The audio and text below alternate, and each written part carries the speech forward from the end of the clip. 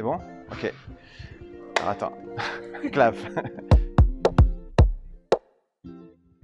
Salut, moi c'est Johan, je suis contrôleur de gestion chez Decathlon. Bonjour, je m'appelle Emma et j'ai 21 ans et je suis encore en études d'économie et de gestion. Salut, je m'appelle Thomas Poupinel, je suis étudiant en école de commerce.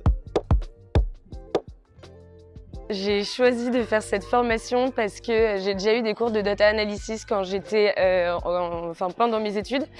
Et je trouvais ça intéressant d'approfondir cette matière, donc j'ai choisi de faire cette formation. J'ai décidé de faire DataBird parce que, au contraire d'Emma, je crois, je n'avais pas du tout vu ces sujets en école et je comptais me former parce que je pense que c'est des sujets importants en entreprise. Et moi qui ai peut-être envie de rejoindre une start-up après, c'était des skills à avoir. J'ai choisi de suivre cette formation de data analyse pour compléter mes compétences actuelles et apporter une ambivalence dans mon métier. Donc on a choisi de travailler sur un projet d'optimisation de distribution des commandes e-commerce sur la France pour le compte de Decathlon.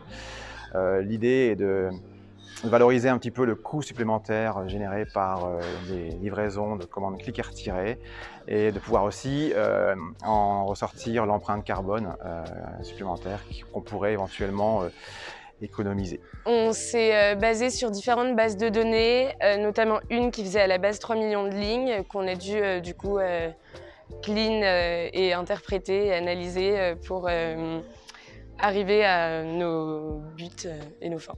Donc dans ce projet, en fait, il y avait 4 grands volets. Un volet qui était plutôt en lien avec un chiffrage économique. Un autre qui était plutôt en lien avec une analyse de l'empreinte carbone et ensuite une analyse également des gammes de l'offre A, B, C en fonction des fast movers, des slow movers. Et ensuite on a aussi réparti le 4e lot sur la partie qualité des données, contrôle et établissement de nouvelles tables si besoin. Le plus dur, c'est d'arriver à cadrer les bases au début pour avoir une bonne compréhension du problème et des données qui sont à disposition. Qu'est-ce qu'on va en faire, qu'est-ce qu'on va pouvoir en faire et comment on va pouvoir le faire, pardon. Et heureusement, on avait avec nous Johan qui travaillait chez Decathlon et donc il y avait une bonne vision des données qu'il avait à cette disposition, une bonne compréhension de l'enjeu business. Et donc c'était bien plus facile pour nous derrière de pouvoir les utiliser et d'incorporer ça dans notre code. Déjà une meilleure vision sur ce que c'est qu'un projet data, moi j'avais jamais fait ça. Ce qu'on peut faire avec Python également, on a travaillé pendant longtemps sur Python, on a fait toute une semaine et j'étais très fier de faire tourner mon code à la fin de la semaine.